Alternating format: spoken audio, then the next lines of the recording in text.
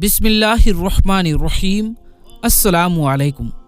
प्यारे दोस्तों, आज की इस वीडियो में हम आपको सुनाने वाले हैं हज़रत अली रदी अल्लाह ताला अन्हो और हज़रत बीबी फ़ातिमा रदी अल्लाह ताला अन्हा के गरीबी की हालत में रोज़े का वाक़या।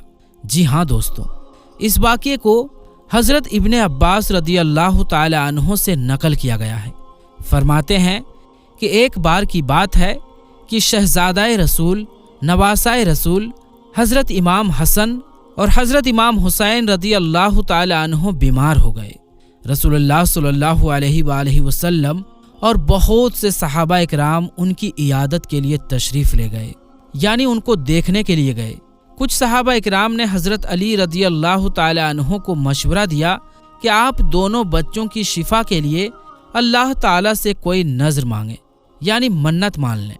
प्यारे दोस्तों, यहाँ आपको एक बात बताते चलें कि अल्लाह ताला के नाम पर कोई नज़र मानना ना ये बिदअत है ना ही शिर्क है, क्योंकि हम अल्लाह ताला के हुजूर इस बात का इकरार करते हैं कि बेशक शिफा देने वाला तू है, बेशक हमारी बिगड़ी को बनाने वाला तू है। लेकिन या अल्लाह, अगर तू इस काम को कर देता है तो मैं इतने रोज़े रखूँगा, या मैं इतने नमाज पढ़ूँगा, या मैं इतना पैसा या इतना खाना सदका खैरात के लिए फ़कीरों को दूंगा।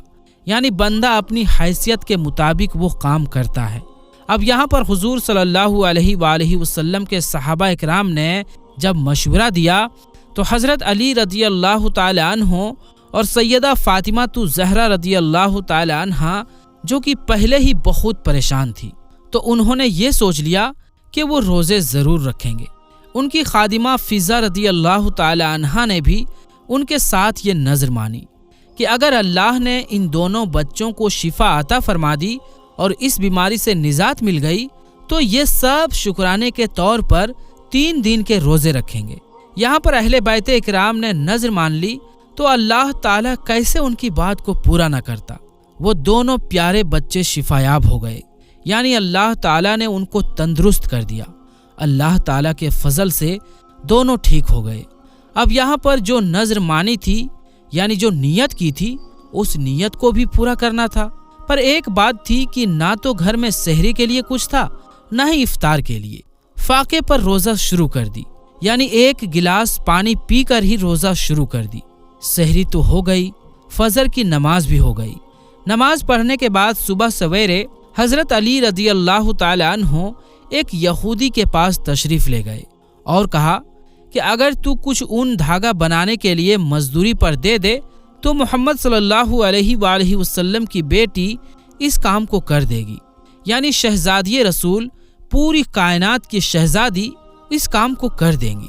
उस यहूदी ने ऊन का एक गट्ठर हज़रत अली रदी अल्लाह ताला अन्हो को उसकी मजदूरी तय करके दे दी। तो शहजादी रसूल सल्लल्लाहु अलैहि वसल्लम ने उसमें से उतने ऊन को बनाया, यानी उतना ही धागा निकाला कि जिससे 3 किलो मजदूरी के तौर पर जौ मिल गया। उसको पीसा और 5 नान उसके तैयार किए, यानी 1 दिन के लिए आपने इतना ही काम किया कि 5 नान 5 लोगों के लिए तैयार हो गए। यानी अब उन लोगों के पास 5 नान थे, 2 मियाँ बीवी के, 2 दोनों साहबजादों के और 1 उनकी बांदी के, जिसका नाम फ़िज़ा रदी अल्लाह ताला अन्हा था। रोज़े में दिन भर की मेहनत मजदूरी के बाद जब हज़रत अली रदी अल्लाह ताला अन्हो हुजूर अकरम सल्लल्लाहु अलैहि वसल्लम के साथ मगरिब की नमाज पढ़कर लौटे और खाना खाने के लिए दस्तरख्वान बिछाया गया।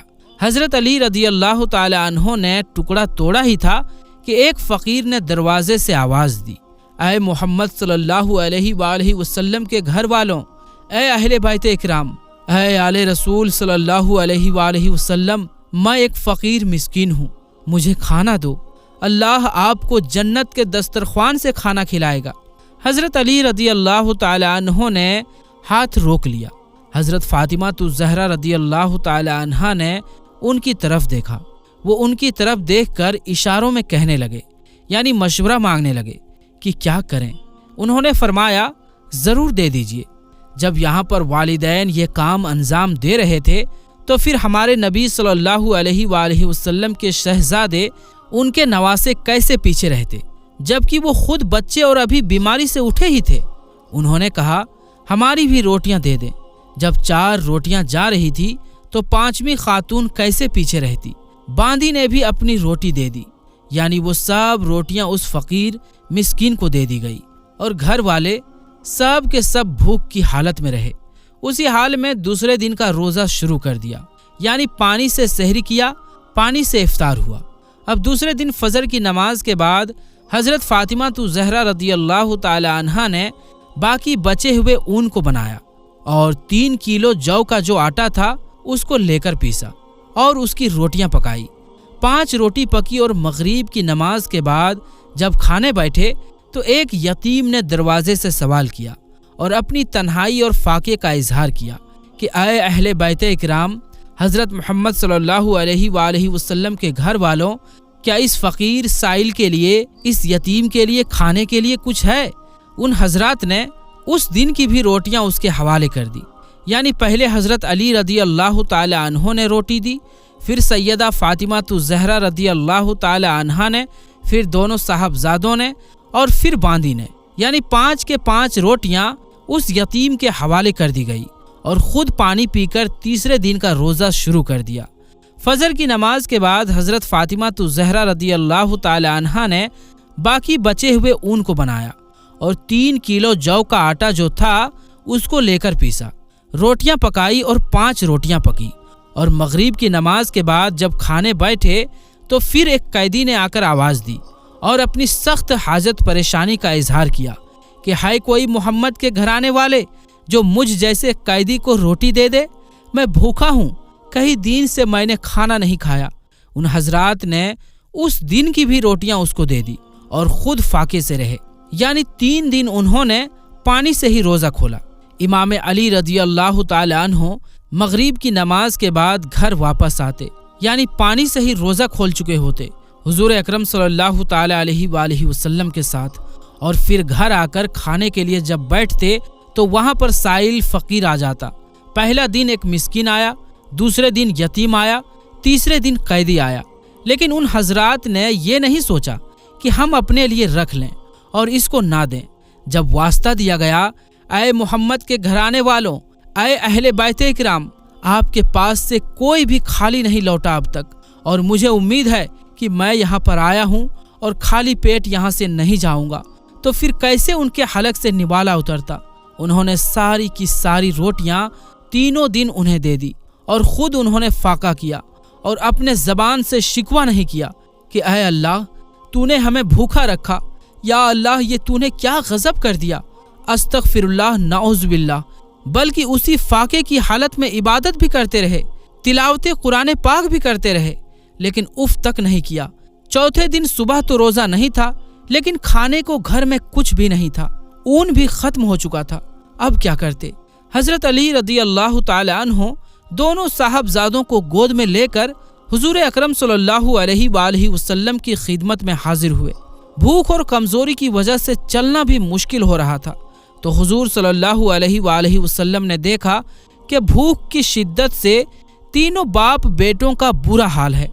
यानी वालिदैन तो भूखे थे ही, वालिदैन ने तो फाका किया ही था, लेकिन वो बच्चे जो अभी अभी बीमारी से उठ खड़े हुए थे वो भी कमज़ोर हो रहे थे, उन्होंने भी रोज़ा रखा। सोचने की बात है कि आम हालत में कोई इंसान और उसका बच्चा भूखा रह सकता है? खुद को क्या रोटी के बगैर रह सकता है? हम तो एक दूसरे के मुंह का निवाला छीन लें, लेकिन उन हजरात ने अपने मुंह का निवाला उन फ़कीरों साइलों को दे दिया।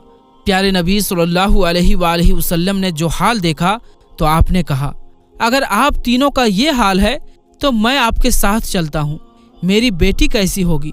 आप सल्लल्लाहु ताला अलैहि वसल्लम उठकर उनके साथ सैयदा फातिमा तु ज़हरा रदियल्लाहु ताला अन्हा के घर पहुँचे तो देखा कि वो अल्लाह की इबादत में मशगूल हैं, लेकिन भूख से उनकी आंखें अंदर को जा रही हैं, कमर उनकी बिल्कुल अकड़ चुकी है और पेट कमर से लग चुका है। ये हाल देखकर प्यारे नबी सल्लल्लाहु अलैहि वसल्लम पर रिक्कत तारी हो गई, यानी आप भावुक हो गए और आप फूट फूट कर रो पड़े कि मेरे बच्चे 3 दिन से फाके में हैं। या अल्लाह, तू बेहतर जानता है हाल, तेरी मोहब्बत में इन्होंने ऐसा किया है, तेरी रज़ा के लिए किया। उतने में जिब्राइल अमीन अलैहिस्सलाम हाजिर हुए और उन्होंने अर्ज़ की کہ لیجئے اللہ تعالیٰ نے آپ کے اہل بیت کے معاملے میں آپ کو مبارکباد دی ہے۔ حضور صلی اللہ علیہ وآلہ وسلم نے فرمایا وہ کیا ہے؟ انہوں نے جواب میں پوری سورت آپ کو پڑھ کر سنائی۔